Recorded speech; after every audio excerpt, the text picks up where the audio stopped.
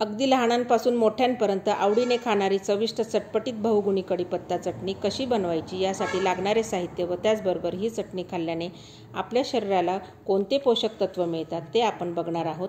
चला तर रेसिपीला सुरुवात करूया। मी सुनीता पराते, कुक विथ सुनीता पराते ह्या चॅनलमध्ये आपले स्वागत करते। रेसिपीला सुरुवात करूया। आता इथे छान मस्त पावसाळा चालू झालेला आहे व ह्या पावसाळ्यामध्ये आपल्याला भरपूर प्रमाणात हा कढीपत्ता मिळेल। कढीपत्ता हा छान स्वच्छ असा धुवून कोरडा करून घ्यायचा आहे। यावर मावा किडे जे बसलेले असतात ते छान असे क्लीन करून घ्यायचे आहे आणि कढीपत्त्याची पानं काढून कढीपत्ता हा निथळत ठेवायचा आहे। इथे मी एक मोठी वाटी भरून कढीपत्त्याची पानं घेतलेली आहे। आता गॅसवर एक कढई ठेवून त्यामध्ये 2 ते 3 चमचे आपण तेल गरम करायचे आहे। तेल गरम झाले की यामध्ये आपल्याला आता 2 ते 3 चमचे हरभऱ्याची डाळ ही घालून परतवून घ्यायची आहे। ही हरभऱ्याची डाळ आपल्याला मस्त स्वच्छ अशी कापडाने पुसून घ्यायची आहे। आता ही डाळ कुरकुरीत व खमंग होईपर्यंत भाजून घ्यायची आहे। छान अशी मस्तपैकी बदामी कलर येईपर्यंत आपल्याला ही डाळ भाजून घ्यायची आहे। तुम्ही बघू शकता। आता ही डाळ आपल्याला काढून घ्यायची आहे।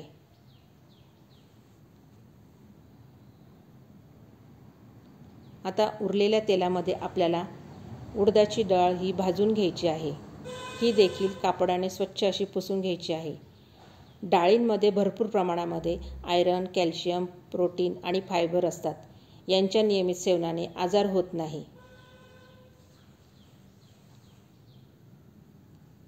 त्याचबरोबर रक्तातील साखरेची पातळी देखील नियंत्रित ठेवण्यास मदत करते, प्रतिकारक शक्ती वाढवते। आता यामध्ये मी 2 ते 3 चमचे तीळ भाजून घेणार आहे।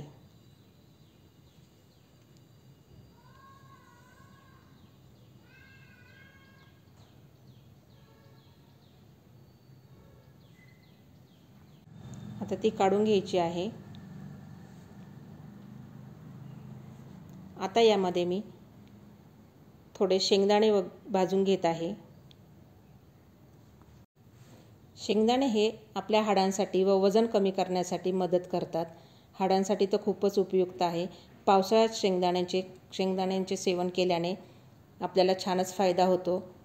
त्यानंतर आपण कढईमध्ये 2 ते 3 चमचे सुके खोबरे भाजून घेत आहोत, तेल न टाकता, कारण सुके खोबऱ्यांना आधीच त्याच्यामध्ये तेल भरपूर असतं।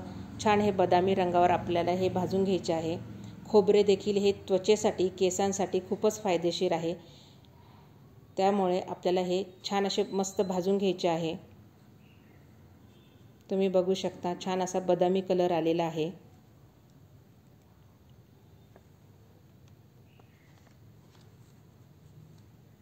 आता आपण हे एका त्याच प्लेटमध्ये हे खोबरे काढून घेणार आहोत। बघा असं छान कुरकुरीत झालेले आहे।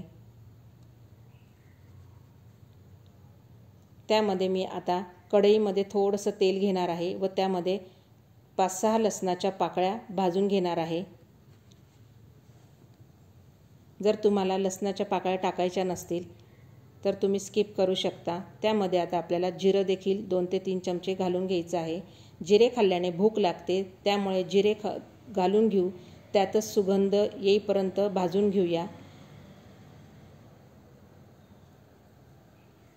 बघा आता मी काही पुदिन्याची पानं हे छान अर्धी वाटी तरी पुदिन्याची पानं हे मस्तपैकी अशी भाजून घेत आहे। आता आपल्याला कढीपत्ता हा छान खरपूस होईपर्यंत भाजून घ्यायचा आहे। बघा कढीपत्त्यामुळे मधुमेह हा कंट्रोलमध्ये राहतो, केसांच्या समस्या आपल्याला दूर होतात।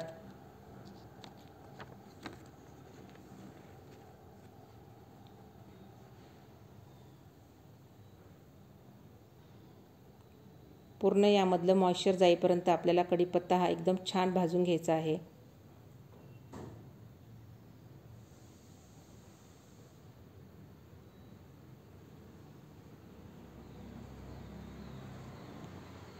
आता ही सगळी साहित्य आपल्याला एका प्लेटमध्ये काढून घ्यायची आहे। आता ही संपूर्ण साहित्य थंड झाल्यानंतरच एका मिक्सरच्या भांड्यात टाकून घेऊया। बघा कढीपत्ता पण असा छान कुरकुरीत झालेला आहे, खोबरे देखील कुरकुरीत झालेले आहे। वास अगदी इतका सुंदर दरवळतो आहे पूर्ण किचनमध्ये.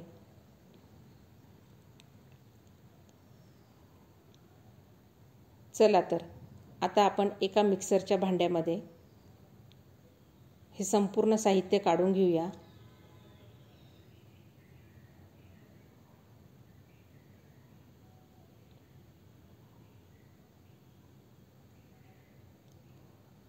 हे सगळं साहित्य मी एका मिक्सरच्या भांड्यात आता काढून घेतलेलं आहे.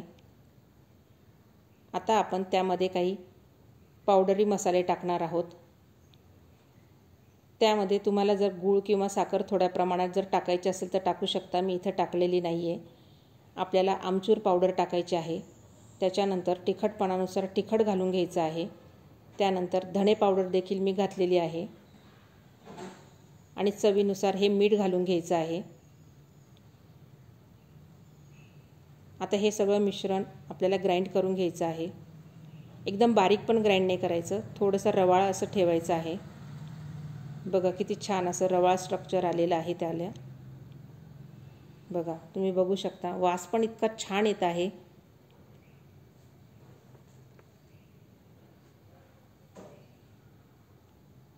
दोन ते 3 महिने टिकणारी ही चटणी आपण ही दह्याबरोबर देखील खाऊ शकतो किंवा आपल्याला कोणत्याही भाजीमध्ये आपल्याला ह्या चटणीचा वापर देखील आपण करू शकतो. भाजीला देखील चव एकदम छान येते. रस्स्यांच्या भाजीमध्ये देखील तुम्ही ही चटणी वापरू शकतात. व्हिडिओ जर आवडला असेल तर माझ्या चॅनलला लाईक करा, शेअर करा, सबस्क्राईब करा. यात तुम्ही चाट मसाला देखील टाकू शकतात. बघा किती छान स्ट्रक्चर आलेलं आहे.